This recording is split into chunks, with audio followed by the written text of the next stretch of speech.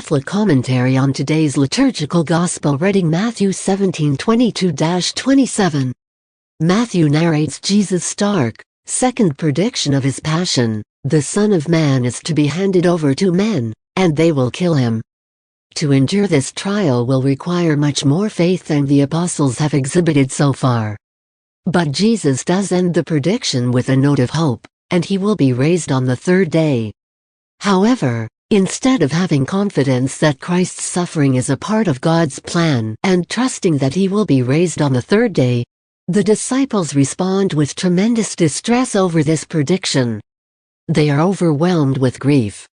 It is as if they were so taken aback by Christ's words about his death that they entirely miss the climax of his prediction, the victorious resurrection. Their littleness of faith is magnified even more. Matthew notes that this prediction comes when Jesus gathers with his disciples one more time in Galilee, presumably for final preparations for their journey to Jerusalem, which was announced far north in Caesarea Philippi. This geographical marker sets up the next scene in Capernaum of Galilee, which has been Jesus' home base. The house in Capernaum is likely Peter's. That the collectors come to Peter with their question about Jesus suggests that they know of his leadership role among the apostles. The collectors ask Peter if Jesus pays the 2 drachma, which the NAB translates as a temple tax. 2 drachma was the Greek monetary equivalent of the Jewish half shekel, which was about 2 days' wages and the amount Jewish men over 20 years of age customarily gave each year to support the temple. The half-shekel temple tax as an annual obligation seems to be a post-exilic development, and there was disagreement about the practice.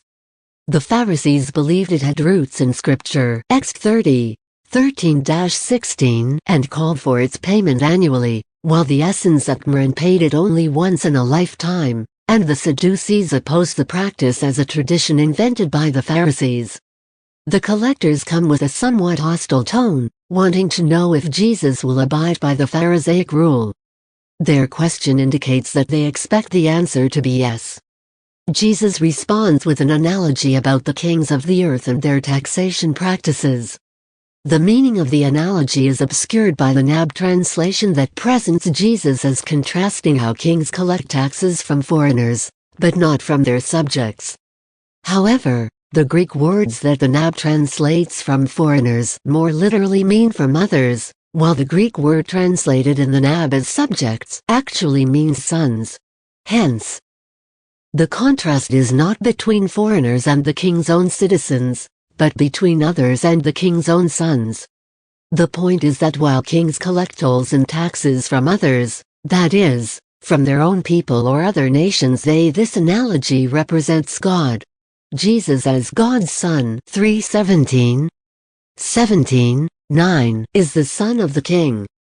Just as the royal sons in a secular kingdom are exempt from paying the king's taxes, so too Jesus, as God's Son, is free from paying a tax for God's house, the temple. At the same time, Jesus does not want to offend the religious authorities. Though the divine King's Son is free from this tax for God's house, Jesus is willing to make the offering for the sake of avoiding unnecessary tension.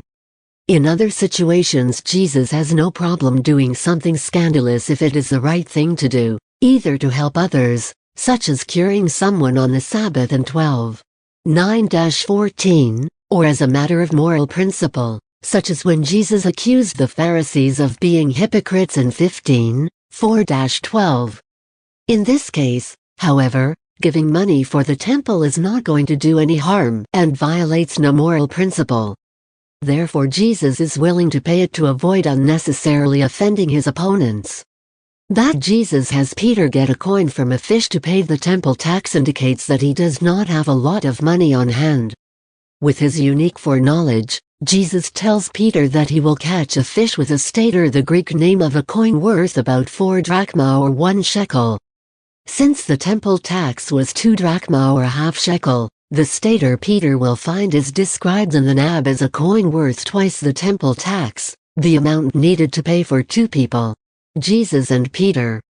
Reflection and application. Jesus offers an important example of humility here. As God's Son, He does not have to pay the temple tax. However, he pays it to avoid unnecessarily offending the collectors.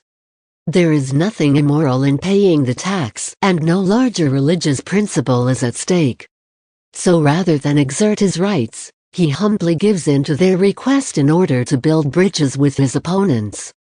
Imagine how much greater unity there would be in Christian marriages, families, parishes, and communities if people had the humble attitude of Jesus. In things non-essential, it is often better to give in to the preferences of others than to insist on one's own opinion or way, even if we are convinced that we are right. Sometimes it is better to humbly die to self for the sake of unity with our spouse, friend, or colleague than to cause division by fighting vehemently for a position that in the end is not a serious matter. If Jesus was willing to give in to others rather than defend what was justly due to him, we should not do any less. From the Gospel of Matthew Catholic Commentary.